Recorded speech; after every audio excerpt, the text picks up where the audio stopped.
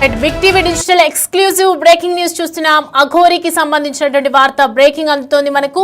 Present Telugu రాష్ట్రాల్లో సంచలనంగా మారిన అఘోరి కేసు ప్రజెంట్ చెంచలగూడ జైల్లో ఇంకా అఘోరి ఉంటూనే ఉంది. తనపై అఘోరిపై వరుస కేసులు నమోదవుతున్నటువంటి నేపథ్యంలో ఇటు అఘోరి తరఫు ఉన్నటువంటి న్యాయవాది కూడా ఇటు బెయిల్ కి సంబంధించినటువంటి పిటిషన్ ఇంకా వేయట్లేదు. సో ప్రజెంట్ అయితే శ్రీవర్షిని రీహాబిలిటేషన్ సెంటర్ లో ఉంది.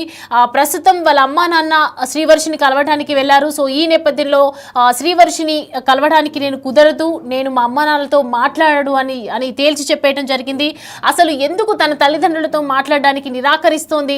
రిహాబిలిటేషన్ సెంటర్కి ఇక్కడనే ఉండిపోతాను, నేను ఎక్కడికి రాను, అఘోరి బయటకు వచ్చే వరకు నేను ఎక్కడికి రాను అని చెప్పి తేల్చి చెప్పేస్తున్నటువంటి సిచ్యువేషన్ కనిపిస్తోంది.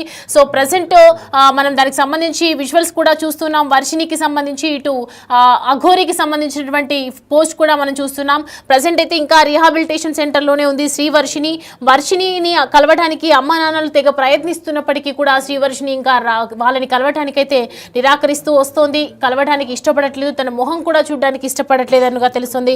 సో ప్రజెంట్ అయితే కరీంనగర్ జిల్లా కొత్తపల్లి పిఎస్లోనూ అఘోరిపై కేసు నమోదైంది. తనపై అఘోరి లైంగిక దాడి చేసిందని ఒక మహిళ ఫిర్యాదు చేయడం జరిగింది. అలాగే వరుస కేసులతో అఘోరి బయటకు రావటం మాత్రం ఇటీవల కష్టమే అని చెప్తున్నారు. ఇటు అఘోరి తరఫున న్యాయవాదులు కూడా బెయిల్ వేయడానికి పిటిషన్ వేయడానికి నిరాకరిస్తున్నటువంటి సిచ్యువేషన్ కనిపిస్తోంది. ఎట్టి పరిస్థితుల్లో అఘోరి మాత్రం బయటికి రాదు అనే విషయాలైతే వెలుగులోకి వస్తూ ఉన్నాయి. ప్రజెంట్ అఘోరిపై వరుసగా కేసులు నమోదవుతున్నాయి.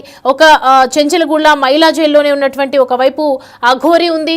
మరి శ్రీవర్షిని ఎందుకు నిరాకరిస్తూ ఉంది? తన పేరెంట్స్ కలవటానికి ఇంత ప్రయత్నిస్తున్నా రిహాబిలిటేషన్ సెంటర్లోనే ఉంటాను, నేను ఎక్కడికి రాను, బయటికి రాను, తల్లిదండ్రులను కలవను అని ఎందుకు చెప్తుంది? దానికి సంబంధించి డీటెయిల్స్ అడిగి తెలుసుకుందాం. మా ప్రతినిధి గౌతమి అందుబాటులో ఉన్నారు. గౌతమి, చూస్తున్నాం శ్రీవర్షినికి సంబంధించి రీహాబిలిటేషన్ సెంటర్లోనే ఉంటాను, అలాగే మా అమ్మ నాన్నల్ని కలవను అని చెప్తూ ఉన్నారు. ఎందుకని కలవనని నిరాకరిస్తోంది? అసలు శ్రీవర్షిని సిచ్యువేషన్ ఏంటి, మెంటల్ స్టేటస్ ఏంటి ప్రజెంట్? రైట్ సౌమ్య, అయితే ప్రెజెంట్ మనం కనుక చూసుకున్నట్లయితే అందరూ కూడా శ్రీనివాస్ జైల్లో ఉన్న తర్వాత అసలు వర్షిని ఇక్కడ ఉంది. వర్షిని వాళ్ళ పేరెంట్స్ ఇంటికి తీసుకువెళ్ళాలా లేదా అనుకున్న టైంలోని ఇప్పటికీ కూడా నార్సింగ్ దగ్గర ఉన్న రిహాబ్ సెంటర్ లోనైతే తను పెట్టడం కూడా జరిగింది.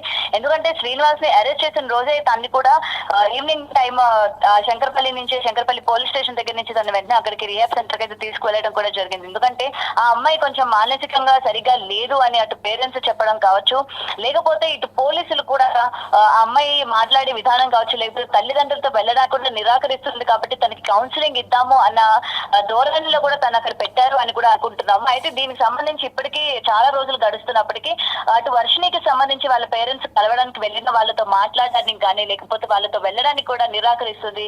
ముఖ్యంగా ఇక్కడ చెప్పాలంటే తనకి శ్రీనివాసే కావాలి, అండ్ నేను శ్రీనివాస్ తోనే ఉంటాను, శ్రీనివాస్ జైల్లో ఉంటాను, నేను కూడా అక్కడే ఉంటాను తప్ప నేను ఇక్కడ నుంచి నా తల్లిదండ్రుల దగ్గర కూడా నేను వెళ్ళను, వాళ్ళని నా దగ్గరికి రావద్దని చెప్పండి అని చెప్పి కూడా తన కరాఖండిగా చెప్పిన పరిస్థితి కనిపిస్తుంది సౌమ్య. అయితే ప్రెసెంట్ ఇటు బెయిల్ కి సంబంధించి కూడా ఎవరు కూడా బెయిల్ ఇప్పటి వరకు అప్లై చేయని పరిస్థితి కనిపిస్తుంది. ఎందుకంటే ఒకవేళ బెయిల్ అప్లై చేయడానికి వాళ్ళ పేరెంట్స్ కూడా రీసెంట్ గా చంచల్గూడ వెళ్ళినప్పుడు కూడా శ్రీనివాస్ తో మాట్లాడే ప్రయత్నం చేశారు. అసలు ఏం జరిగింది ఏంటి అని చెప్పినా కూడా శ్రీనివాస్ కొన్ని మాటలు చెప్పారు. తన తండ్రి కూడా తన దగ్గర సాక్ష్యాలు ఉన్నాయి, ఎవరు నా కొడుకుని కావాలని తోసారో నేను నిజ నిజాలతో బయటకు వస్తాను అని చెప్పి తను మీడియా ముఖంగా చెప్పి వెళ్ళిపోయిన పరిస్థితి కూడా మనం చూసాము. అయితే ఇప్పటి వరకు కూడా బెయిల్ అన్నది రాలేదు. ఈ బెయిల్ రాకపోగా ఒక కేసు తర్వాత మరొక కేసు అన్నట్టు ఇటు శ్రీనివాస్ పైన కేసులు నమోదవడం కూడా మనం చూస్తూ ఉన్నాము. అటు కరీంనగర్ లో కావచ్చు అమ్మాయిని లైంగికంగా వాడుకున్నారని, అలాగే ముట్టరాని చుట్టూ అంతా కూడా ముట్టాడు అని చెప్పి కూడా తను ఆ ఎఫ్ఐఆర్ కేసులో మొత్తం కూడా తను రాసుకొస్తూ ఉన్న పరిస్థితి కనిపిస్తుంది.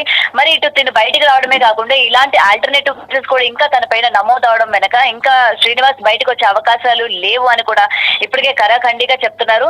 మరి బెయిల్ కి ఒకవేళ అప్లై చేసినా సరే తన వైపు గట్టిగా వాదించే న్యాయవాది కూడా లేకపోవడం ఇందుకు ప్రధానమైన కారణంగా కూడా మనకి ఇక్కడ కనిపిస్తుంది.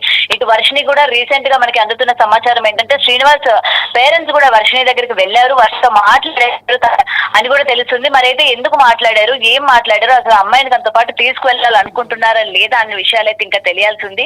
ప్రెసెంట్ వాళ్ళ పేరెంట్స్ కనుక ఆ రోజు మీడియా ముఖంగా కూడా అడిగాము మనము, ఎందుకంటే మీరు వర్షిని పెళ్లి చేసుకున్నప్పుడు మీరు ఉన్నారా, వర్షిని ఇంటికి తీసుకొచ్చానని చెప్పాడు కాబట్టి మీరు ఉన్నారా అని అడిగితే వాళ్ళిద్దరు పెళ్లి చేసుకున్న సంగతి మాకు తెలియదు, ఆ అమ్మాయి ఎవరో కూడా నాకు తెలియదు అని చెప్పి కూడా శ్రీనివాస్ కుటుంబ సభ్యులైతే మీడియా ముఖంగా చెప్పడం కూడా జరిగింది.